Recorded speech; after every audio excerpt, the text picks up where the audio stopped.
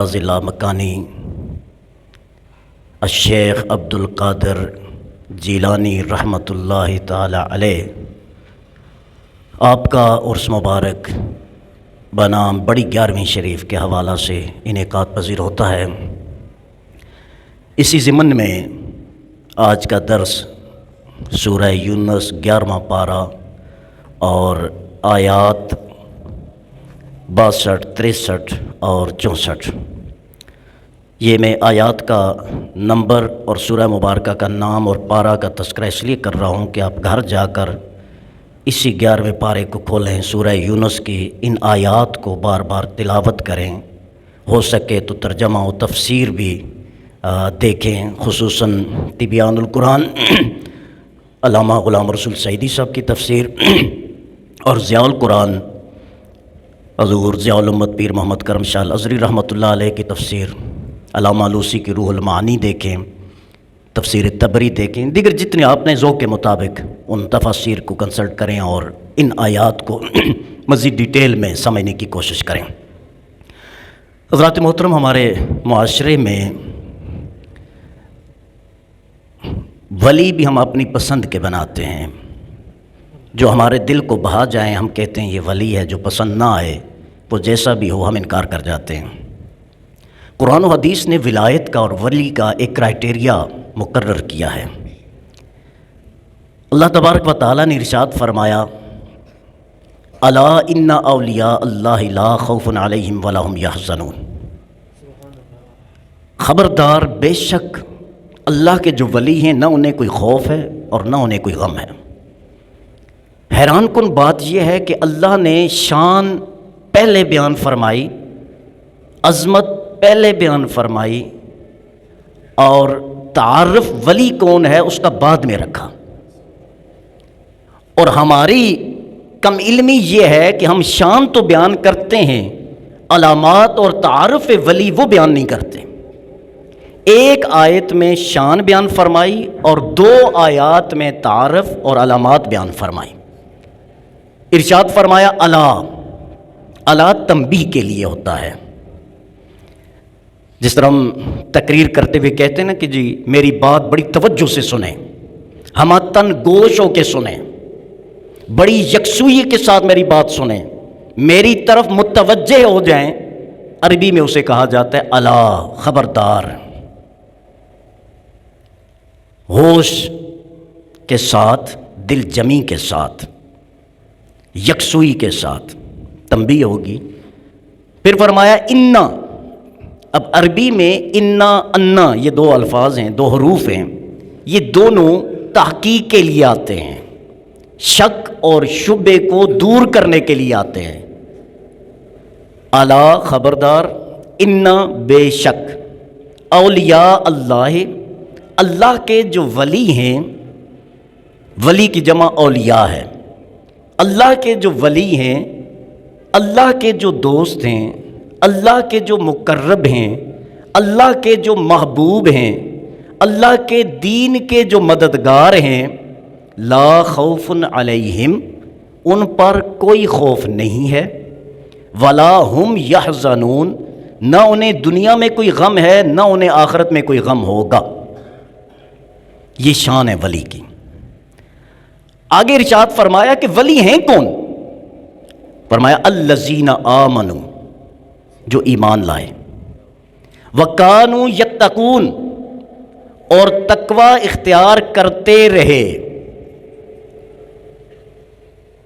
کانوا یتقون یہ ماضی استمراری اسے کہتے ہیں، میرا خیال انگلش میں پاسٹ کنٹینیوس ٹینس کہتے ہیں، جس میں ماضی میں کسی کام کا شروع ہونا اور جاری رہنا اس تسلسل سے ہو کہ حال میں بھی وہ کام ہو رہا ہو، کبھی انقطاع نہ آئے، اسے ماضی استمراری کہتے ہیں۔ وَكَانُوا يَتَّقُونَ، الَّذِينَ آمَنُوا، ولی وہ ہیں جو صاحب ایمان ہیں، وَكَانُوا يَتَّقُونَ، ایمان ایک دفعہ لایا انہوں نے اور تقوی ہمیشہ اختیار کیا، وہ ولی کہلاتا ہے۔ اب آپ غور فرمائیں، یہ ان کا تعارف ہے، ایمان اور عمل صالح۔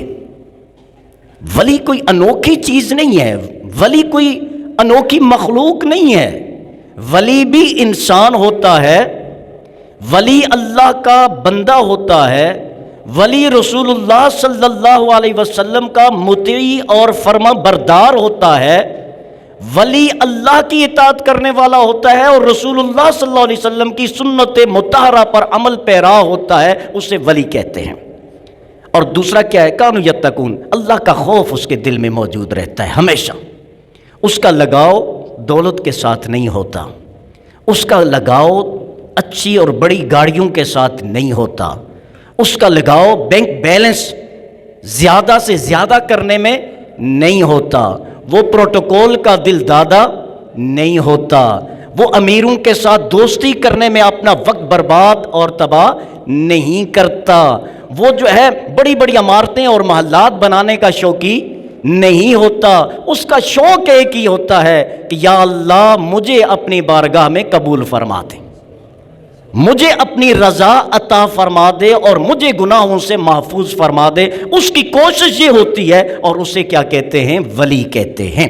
تو جب کوئی بندہ صاحب ایمان ہو، صاحب تقوی اور ورع ہو، پرہیزگار ہو، یہ ولایت کے درجے پر فائز ہو جاتا ہے۔ اب اس کا پھر کام کیا ہوتا ہے؟ اب غور فرمائے نا، اللہ بڑا رحیم ہے، بڑا غفور ہے اور اپنے بندوں سے بڑی محبت فرماتا ہے۔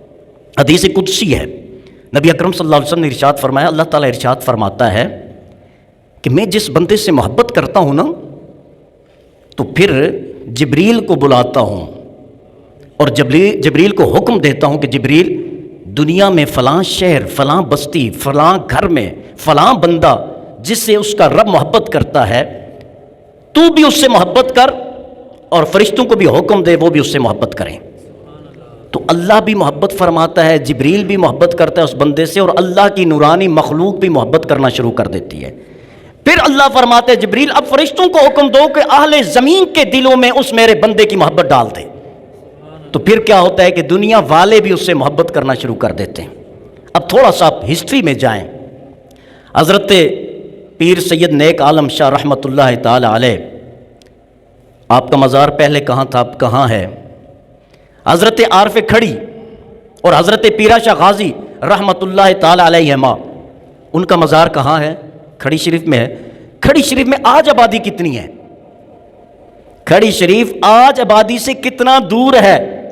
تو 100 سال پہلے وہاں کتنی آبادی ہوگی؟ تو اگر نام بنتا شہر میں بیٹھ کر، اگر نام بنتا بزنس اور بڑے بڑے امپائر کھڑے کرنے میں، تو آج نام کا ڈنکا ان کا بجتا جن کے پاس اس وقت یا آج پیسہ زیادہ تھا، لیکن وہ جھوپڑی میں شہر سے انتہائی دور جنگل میں جا کر بیٹھے، پوری دنیا کا رخ اللہ نے ان کے دربار کی طرف موڑ دیا ہوا ہے۔ یہ ولی کی کرامت ہے۔ ولی جو ہے جبے اور دستار سجانے سے نہیں بنتا، ولی دل کو صاف کرنے سے بنتا ہے، ولی تزکیہ نفس سے بنتا ہے، ولی اللہ کے بندوں کی خدمت کرنے سے بنتا ہے، ولی اللہ کے بندوں سے محبت کرنے سے بنتا ہے، اور ولی اللہ کا خوف دل میں رکھنے سے بندہ بنتا ہے۔ ولایت نہ تو اتنا مشکل کام ہے اور نہ ہی اتنا آسان کام ہے، صرف ایک میں کو ختم کر دو بندہ درجہ ولایت پر فائز ہو جاتا ہے۔ مختلف روایات میں آتا ہے، غالباً حضرت بابا فرید الدین گنج شکر یا کوئی اور ولی، ان کے بارے میں ایک واقعہ منقول ہے کہ آپ نے کبھی لفظ میں انا آئے یہ زبان سے ادا نہیں کیا۔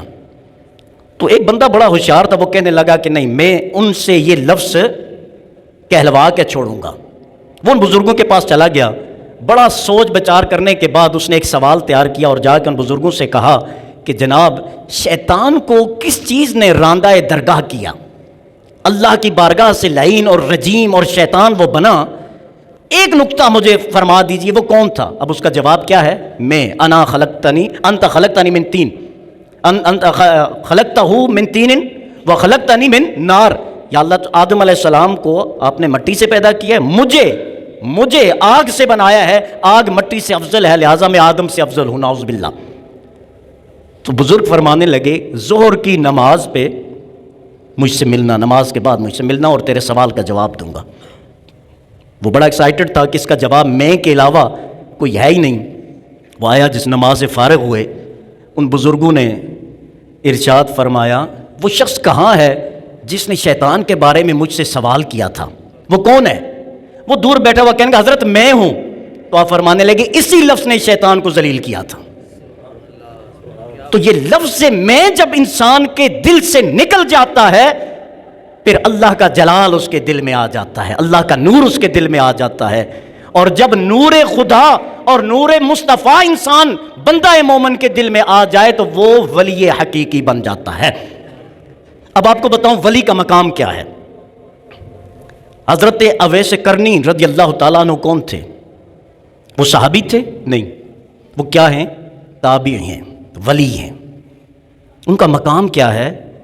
حدیث کی جملہ کتابوں میں یہ روایت موجود ہے، آقا صلی اللہ علیہ وسلم نے حضرت علی اور حضرت عمر رضی اللہ تعالی عنہما کو ارشاد فرمایا کہ اویس کرنی کے پاس جا کر میری امت کی بخشش کے لیے دعا کروانا۔ حضرت عمر کون ہیں؟ آقا صلی اللہ علیہ وسلم نے ارشاد فرمایا اللہ کا کلام عمر کی زبان پر جاری ہوتا ہے، حق عمر کے ساتھ ہے۔ الذی رأیہ الموفق بالوحی والکتاب، عمر وہ ہیں جن کی رائے قرآن کے مطابق ہوتی ہے، عمر وہ ہیں جن کی تجویز کے مطابق اللہ کی وحی نازل ہوتی ہے، اور عمر وہ ہیں جن کے بارے میں آقا نے فرمایا لو کان بعدی نبی لکان عمر، میرے بعد اگر کوئی نبی ہوتا تو وہ عمر ہوتے۔ اور علی کون ہیں؟ جن کے بارے میں آقا کریم صلی اللہ علیہ وسلم نے ارشاد فرمایا انا مدینۃ العلم وعلی بابھا، میں علم کا شہر ہوں، علم دنیا ہو، علم آخرت ہو، علم وحی ہو، علم روحانی ہو، تمام علوم کا شہر میں محمد صلی اللہ علیہ وسلم ہوں، اور اس کا دروازہ علی ہے۔ اور کون ہے؟ عشرہ مبشرہ میں سے ہیں اور خلفائے راشدین میں سے ہیں۔ ایک کے داماد تاجدار انبیاء صلی اللہ علیہ وسلم حضرت عمر رضی اللہ تعالیٰ عنہ، اور ایک تاجدار انبیاء کے داماد حضرت علی کرم اللہ وجہ الکریم۔ ان دو کو ارشاد فرمایا کہ جا کے اویس کرنی سے میری امت کی بخشش اور مغفرت کی دعا کروانا۔ آپ نے غور فرمایا رسول اللہ صلی اللہ علیہ وسلم کو کیا ضرورت تھی؟ کیا وہ خود دعا اپنی امت کے لیے نہیں فرماتے تھے؟ غور فرمائے نا، بھر کیف حضرت اویس کرنی سے زیادہ مقام ہے حضرت عمر کا اور حضرت علی کا، کیونکہ وہ صحابی ہیں۔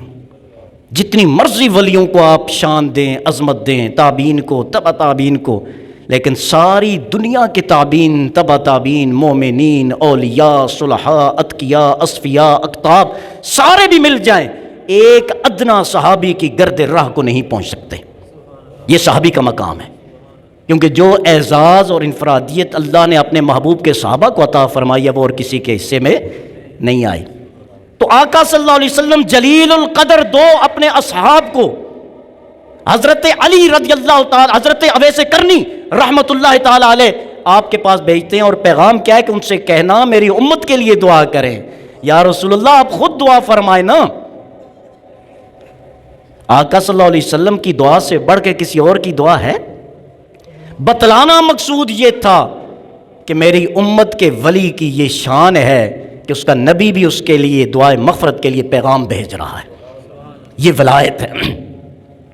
تو یہ آج کل جو سلسلہ چل رہا ہے، میں اکثر عرض کرتا رہتا ہوں، معذرت کے ساتھ جو معتقدین حضرات ان سے عرض کرتا ہوں، حقیقتاً یہ بات میں آپ سے عرض کروں، دربار شریف، کھڑی شریف جو بکرے آپ دیتے ہیں نا، اس کے بجائے مدرسوں میں وہ بکرے دیں، زیادہ ثواب اللہ عطا فرمائے گا۔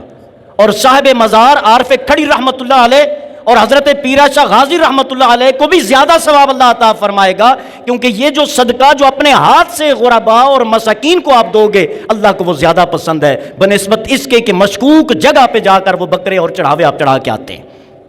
آپ کے علم میں ہے کہ وہاں جو آپ کے نذرانے، وہ آپ کے جو ہے وہ جو پیسے اور یہ چڑھاوے